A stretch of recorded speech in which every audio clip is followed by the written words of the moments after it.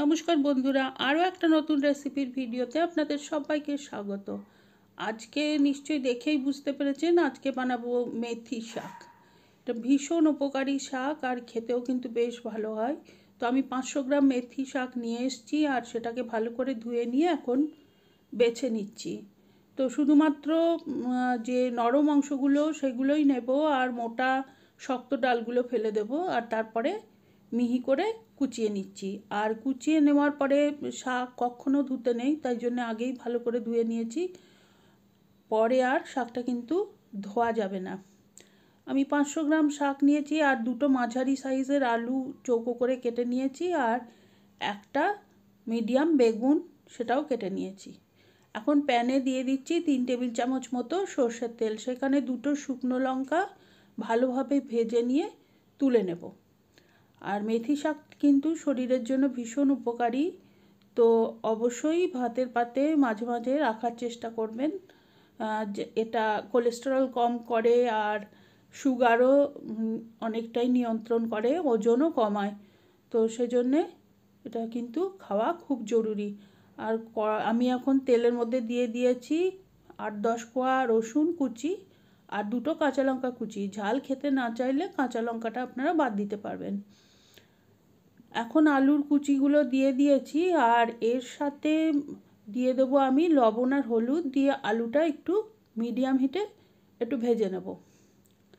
আলুটা যতটা সম্ভব ছোট করে কুচি করবেন, তাতে করে তাড়াতাড়ি রান্নাটা হয়ে যাবে।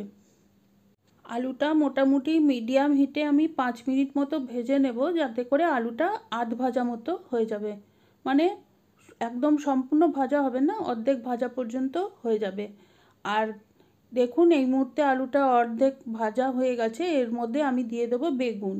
আর যারা আলু খেতে চান না বা কোনো কারণে শারীরিক কারণে আলু খেতে পারেন না, তারা আলুটা স্কিপ করে প্রথমে বেগুন দিয়ে দিতে পারেন। বেগুনটাও আমি আলুর মতোই কুচিয়ে রেখেছি।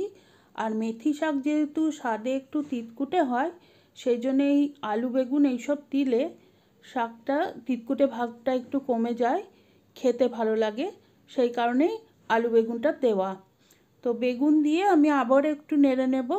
বেগুনটা দিয়ে আমি আবার মিলিয়ে নিচ্ছি। আর বেগুন তো খুব তাড়াতাড়ি নরম হয়ে যায়। তো দেখুন বেগুনটা 3-4 মিনিট একটু নাড়াচাড়া করতে করতেই নরম হয়ে আলুর সাথে একদম মিশে গেছে।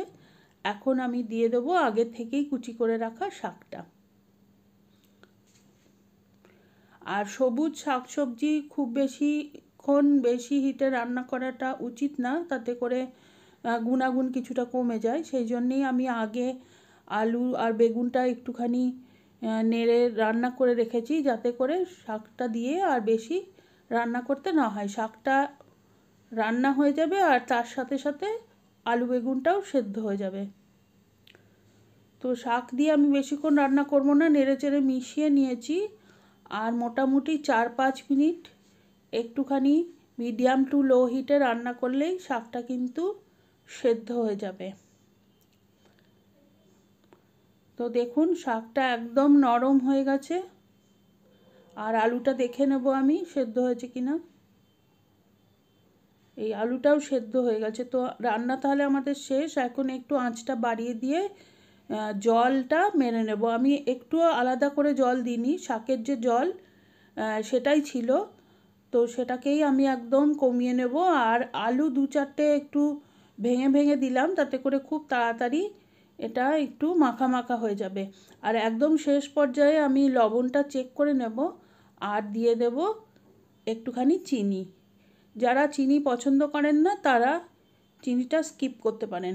চিনি দিয়ে একটু মিলিয়ে নিলেই রান্না আমার কমপ্লিট। এবারে আমি এটাকে তুলে নেব। আর এটা গরম ভাতে বা রুটি পরোটার সাথেও খাওয়া যায়, ভীষণই ভালো লাগে। তো বাড়িতে অবশ্যই আপনারা ট্রাই করে দেখবেন আর কমেন্ট করে জানাবেন কেমন লাগলো। আর রেসিপিটা ভালো লাগলে please like, share and subscribe my channel.